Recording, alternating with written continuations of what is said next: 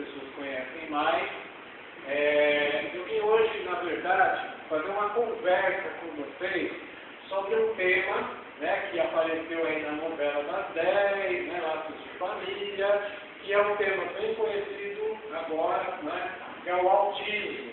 Né? Na verdade, agora é que estão falando bastante desse autismo, né, porque ele não era muito conhecido.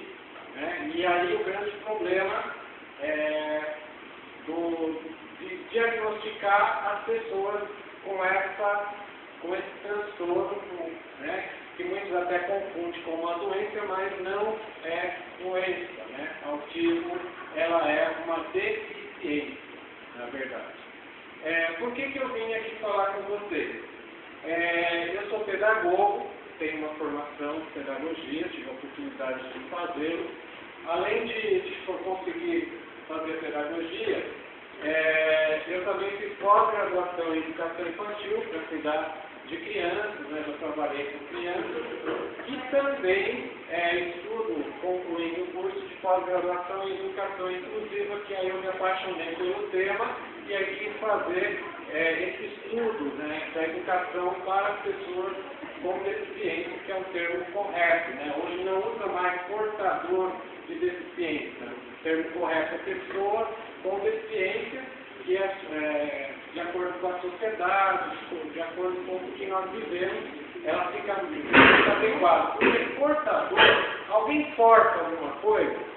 Não, não porta doença? Não. Então, pessoa com deficiência é o termo correto. O autismo, hoje, ele está no DSM-5. O que seria o DSM-5? Só para vocês entenderem um pouquinho. Então, lá nos Estados Unidos, reúnem-se os psiquiatras e eles fazem uma reunião para diagnosticar, para definir o que é doença, o que não é doença. Então, a cada período vai mudando. Então, hoje, nós estamos com o DSM-5 e havia o 4. E algumas doenças, por exemplo, a síndrome de Asperger, que também está dentro do autismo, que nós vamos explicar para vocês o que é esse nome aí, Asperger, né?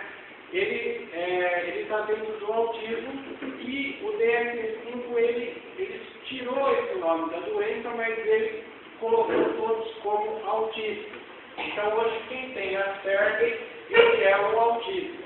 Então houve uma mudança e aí houve uma confusão na sociedade. E aí agora como que fica essas pessoas que têm Asperger, autista, e as pessoas, mas era leve, era Asperger, como é que vai ficar tudo isso? Né? Na verdade, eles fizeram essa composição para eles terem a estatística realmente do que acontece no autismo. Só para vocês terem uma ideia, hoje no Brasil, nós temos 2 milhões de crianças e adultos diagnosticados com autismo. É um número muito grande. De cada 100 crianças, uma é autista. 100 crianças que nascem, uma é autista. Pode ser que ela não foi diagnosticada, mas lá na frente ela será. Então, de 100 crianças, uma é autista. Nos Estados Unidos, estatisticamente, ela já está de 1 para 88. Então, de cada 88 crianças, uma é autista lá nos Estados Unidos. Por que lá eles têm esse número de casos? Nos Estados Unidos ele é mais avançado nessa parte de diagnóstico. Então, nos Estados Unidos eles têm essa informação, essa orientação. Os médicos eles têm essa informação. E só quando você passa na tele, alguém da sua família ou em você, que você vai saber o que de fato a novela fala, o que de fato as pessoas falam, aí você começa a entender. Então, o diagnóstico de autismo tem que ser um médico, qualquer médico? Não. O clínico geral pode diagnosticar? Não necessariamente. E esse médico, ele tem que ser especialista. Se esse médico ele não for especialista, ele não vai conseguir diagnosticar. E mesmo quando você passa de um médico, psiquiatra, um neurologista, quando você começa a procurar essa doença, você não é diagnosticado no primeiro momento. Somente, às vezes, no segundo ou terceiro médico que começa a fechar o diagnóstico. E, às vezes, para fechar, eles fazem uma junta médica com psicólogos, com fonoaudiólogos, para realmente eles fecharem, né, o diagnóstico. Então, é um diagnóstico que não é fácil de fechar. Não é só chegar lá no médico, tem autismo. E outra questão, não é só ter o diagnóstico. Tem que tratar, tem que acompanhar, tem todo um tratamento que você vai fazer psicoterapia, com psicólogos, você vai passar com fono, você vai passar com terapeuta, você tem que fazer de preferência, quanto mais cedo você tiver o diagnóstico e cuidar, melhor. Porque quanto mais cedo, mais a sua criança vai ter a chance de ela desenvolver, de ela ter uma criança quase normal, né? Quase normal. E ela tem essa chance de conseguir isso, se ela fazer isso cedo. Agora, se ela deixar na fase adulta, quantos adultos não são diagnosticados com autismo? Daqui a pouquinho eu vou conversar com vocês mais um pouquinho sobre isso. Eu vou passar só um pouquinho alguma coisinha de autismo e depois nós vamos abrir uma roda de conversa para poder tirar dúvidas com vocês. Ok? Pessoal, boa tarde a todos e a todas, né? Primeiro eu quero agradecer o André por estar aqui hoje, né? A Cláudia por ter vindo aqui hoje também. Dizer para vocês que o André tentou o interesse de trazer o André aqui na nossa equipamento. Foi exatamente devido a uma reportagem que saiu no Diário da ABC, há um tempo atrás, eu não lembro mais do mês, estava até com o jornal agora há pouco, né? E mostra o André, ele faz a reportagem, e está com um livrinho e ele declara ser autista, né?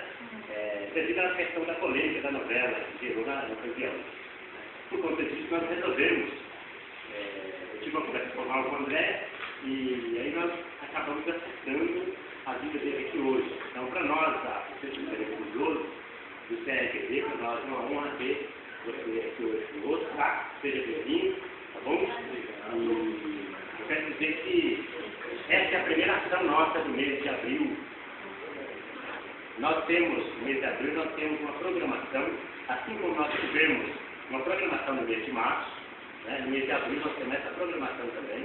E a primeira é essa palestra, depois acompanhada de uma roda de conversa, para que todos possam tirar dúvidas, porque o próprio André declara ser autista.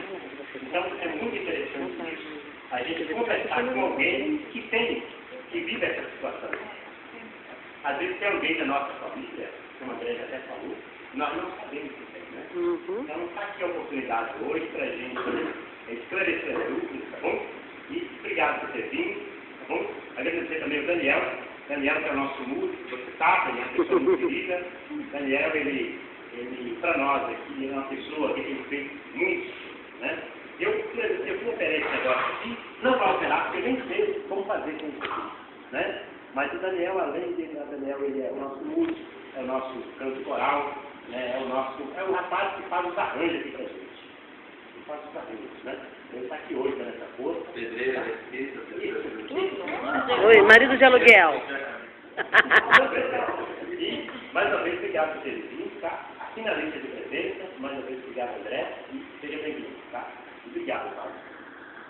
Eu quero desde já agradecer, né, ao Cris, ao Paulo Afonso, pelo convite e pela sensibilidade do tema, né, da escolha do tema, da abertura e da participação de convidados, né, com muito carinho que nós estamos aí atendendo. Só acrescentando também, às vezes você fala que você só estuda, você trabalha. Eu trabalho, tá? Eu trabalho na Prefeitura de Santo André, aonde? Eu trabalho no Centro Público de Formação Profissional, governador Miguel Arraes, que é uma escola aqui próxima, alguns devem conhecer, fica na rua Tamara Taca, aqui na Vila Guilmar, e é onde nós temos cursos, temos vários cursos no Centro Público e também o Educação de Jovens e Adultos à noite. E lá eu sou auxiliar administrativo, eu trabalho na Secretaria do Centro Público. Também registro aqui a Claudinha que está me ajudando hoje, que ela é diretora lá do local onde eu trabalho, ela conseguiu. E agora eu vou dar continuidade à sequência. Vamos falar então um pouquinho do autismo, que vocês vão ver vários pontos interessantes. O autismo de autismo, mas o nome correto, pelo DSM que eu comentei agora há pouquinho, é transtorno do espectro autista. Tem o famoso TEA. Tá? Então, está lá o transtorno e está lá todos os transtornos juntos. Eu não gosto muito dessa palavra transtorno, mas vem lá de trás, né? Então, mas aí nós usamos o nome técnico. Aí pode mudar. Então, o que é o autismo? O autismo, ele é uma disfunção global do desenvolvimento. É uma alteração que afeta a capacidade de comunicação do indivíduo, de socialização, estabelecer relacionamentos, já fecha esse tríade, e de comportamento. Então, o autismo é formado desses três: comunicação, relacionamento, que é a socialização, e comportamento. Uma das descrições mais comuns dos bebês que podem ser autistas é que eles são muito quietos. Então, como que você percebe um bebê quando ele tem autismo? Ele é muito quietinho, não chora, não reclama de nada, né? Aí você fala, que bonzinho que ele é, né? Que maravilha! Muito passivo, calmo, quase como não ter um bebê em casa. Você nem percebe que o bebê está lá, que não está, você já começa a ver alguma coisa diferente. Tem mãe que percebe logo no começo disso. Existe uma minoria que chora e grita o tempo inteiro sem parar. Tem uns que são ao contrário, né? Chora, esmera, não para de chorar. O tempo inteiro. E é difícil de ser consolado, mas esse grupo é menor. Porque a maioria, eles são quietos. Então você começa a observar. Aí depois, segundo o Ministério da Saúde, então são mais de 2 milhões de autistas só no Brasil. No mundo é uma estatística bem maior aí. Sinais do autismo. Ele começa a aparecer, até os 3 anos de idade, ele começa a dar indícios mostrando para vocês. É isso que nós vamos falar. Tá? Então, o autismo, ele não aponta objetos, tá? Ele não balbucia, quer dizer, ele não fala nas palavrinhas, não fala palavras soltas até os 16 meses. Não fala palavras, frases com 2 anos. Então, já 2 anos de idade, ele não fala as palavras frases. Chega na linguagem de qualquer época. Tem caso de autista, criança, que ela começa a falar normal, de repente ela para, não fala mais nada. Então, nesse caso, ela começa a procurar os médicos aí. Ele não brinca simbolicamente, com bonecos de casinha, por exemplo. Então, a criança, ela pega um objeto, uma panela, eu quando era criança gostava de pegar a panela para ficar na minha mãe. Então, a criança, ela não tem aquela imaginação, né, de trabalhar com a panela, ela não faz aquele faz de conta, né? Isso aqui é uma casinha, isso aqui é um carrinho, eu pego aqui um pauzinho, isso aqui é um carrinho. Ela não faz isso, ela não tem essa imaginação, uma imaginação muito pobre, né? Não consegue aquele faz de conta, brincar de casinho, né? Pouco de interesse em fazer amizade. Isso é uma característica que você percebe assim, que fecha, não tem amizade com ninguém, não quer saber. São pouco interesse em fazer amizade, mas tem atenção por muito pouco tempo. O autista que você está conversando, ele não consegue ter atenção, foge a todo momento. Né? Não responde quando chamado pelo nome, indiferente às pessoas. Então você chama o nome da criança, ela não atende, ela não responde, parece que ela está surda. Então começa muito, às vezes ela vem começar a procurar o médico para poder verificar o que está acontecendo, que a criança não está ouvindo. Não é, né? Vai dar 100% lá no exame, ela ouve sim. O problema é que ela é autista, é um indício, né? Faz pouco ou nenhum contato de olhar. O autista dificilmente ele vai olhar para você numa conversa. Ele vai na sua cabeça, ele vai. Às vezes ele olha, mas ele vai desviar o olhar para vários pontos. Tá? Tanto é que tem um exame aí que eles fizeram nos autistas para ver os pontos que eles olham e o olhar está sempre distante, nunca está E aí isso atrapalha as relações que ele vai ter, né, que é uns pontos que aparecem. Movimentos de corpos repetitivos, então como lançar de mãos e de corpo. Então, são os gestos que os autistas fazem, né? Que seria aquele andar que ele faz, ele girar, eles adoram movimento, ventilador, rotação, né? O girar. E aí ele tem os movimentos dele, que pode ser com as mãos, o girar, né? Então ele tem esse movimento. Ele tem crises de birras intensas, né? Sempre birrado, fixação em certos objetos, que eu já falei, ó, como ventiladores rodando, resiste a qualquer mudança de rotina. Nossa, esse daqui, ele tem a rotina. 3 horas é hora do café. Se você passar 1 minuto, ele vai falar 3 horas, hora do café. Não, mas daqui a pouquinho, 3 horas, hora do café. Então a criança vai fazer isso. Não só isso, como ela tem toda uma rotina. E aí se quebrar essa rotina. Sons. Então, hipersensibilidade a certos sons, texturas ou odores. Então ele tem, o ouvido dele é muito sensível e às vezes com algum barulho, ele é onde ele faz aquele movimento assim, né? Então aquilo irrita para ele, aquele movimento, pode ser uma luz, então ele tem bastante desses pontos. Esse que eu falei é o autista clássico, e nós temos o autista clássico, que é aquele que ele vai ter uma porcentagem intelectual baixa. Ele vai diferenciar nesse sentido. Nós vamos ter o RET, e o professor de RET ele já é ao contrário. Ele tem um QI muito alto, né? São os gêmeos, ele tem um QI muito alto. E nós vamos ter o Asperger, né? Que é a síndrome de Asperger, e existe um mito que as pessoas falam que ele é super inteligente, né? Mas que na verdade não são todos. O autista, o que chama a atenção e que é interessante é que nem todo autista ele vai ter o mesmo, sentir a mesma coisa que o outro. Então um pode ter sensibilidade aos sons, mas o outro não tem, né? Então ele vai variar de cada criança. E isso é o que mais dificulta os médicos na hora do diagnóstico. Então até é justo entender por que o médico não fechou o diagnóstico no primeiro médico e aí o segundo fechou.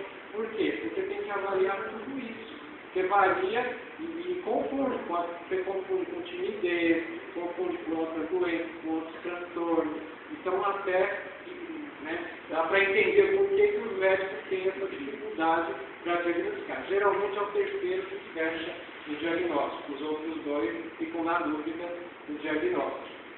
A família é importante, então puxar a mãe que está sempre com a criança, ela vai falar como a criança sente, como é que ela sente, o que ela faz. Então, eles puxam todo esse histórico para saber o que acontece com aquela família, com aquela criança, para poder fechar o diagnóstico. Então a família é muito importante para fechar o diagnóstico. O primeiro mito, os autistas não gostam das pessoas. Então, muitas pessoas imaginam que o autista não gosta das pessoas. Não é verdade? Os autistas amam sim. Então, isso não é verdade. Os autistas eles amam sim, só que nem sempre sabe demonstrar isso. Então, o autista não consegue passar isso de amor. Os problemas de dificuldade de comunicação deles impedem de ser tão carinhosos e expressivos, mas acredite que mesmo quietinho no cantinho deles, eles amam sim, sentem sim, até mais que os outros. Então, quem é professor, que já teve aluno, né, você percebe, você vai lidar com esse aluno, você vai perceber muito isso. Eles são, os autistas, eles podem estar entendendo sim. Nossa medida de entendimento se dá pela fala, logo se a pessoa não fala, acreditamos não estar entendendo. Mas assim como qualquer criança que achamos não estar prestando atenção, não estar entendendo, de repente a criança vem com uma tirada qualquer e vemos que ela não perdeu nada do que se falou. O autismo só tem a desvantagem de não poder falar, nem todos, né?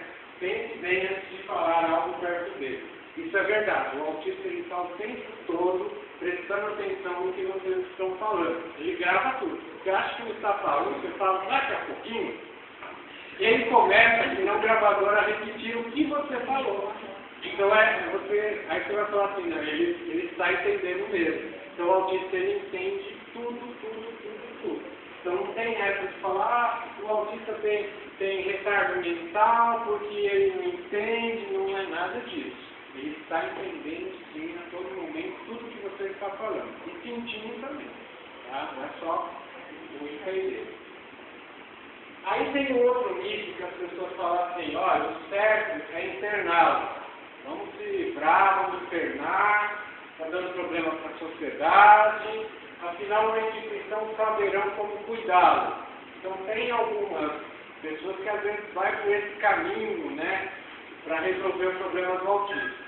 A verdade, toda criança precisa de amor de sua família. A instituição pode ter terapeutas, médicos, mas o autista precisa de mais do que isso. Mais. Precisa de amor, de todo o amor que uma família pode dar. As terapias fazem parte. Uma mãe, um pai ou alguém levá-lo e trazê-lo também. Então é uma grande verdade. Não adianta você ter todo o acompanhamento dessa criança, psicólogo, isso vai ajudar? Vai. Mas quem é que vai desenvolver mais essa criança? A família. Então a família é o primordial. E não tem, porque essa ideologia, esse mito vem da onde? Vem lá da idade antiga, aonde eles deixavam as famílias escolher se queria viver com aquela criança ou se queriam matar, que a humanidade antiga matava as crianças defeituosas como se fosse um defeito de fato. Então, mata. Era assim que era tratado. Então, essas coisas foram passando de geração para geração. Então, quem vai estudando a história, eu estou passando só um resuminho para vocês, né? Eu que estudei a história, você vai vendo, aí depois tem a Idade Média, né, que aí vem a igreja, aí fala, não, eles têm que ter cuidado, aí começaram a surgir aí os orfanatos, as casas, para separar essas pessoas da família, mas elas eram clausuladas, elas eram presas ali. Então não adianta. Então às vezes tem pessoas que têm essa ideia, não, tem que internar, tem que construir locais para internar as crianças para que elas tenham um médico para elas. Não. O maior desenvolvimento de um autista é dentro da família. Isso não tem que questionar. Né? É claro que não é nada fácil para a mãe, né, ou a família que tem uma criança autista. É caro o tratamento, não é barato, né? Às vezes não tem na rede pública, infelizmente, mas aí tem bastante pessoas fazendo conversas, tem muitas ONGs, né? Nós podemos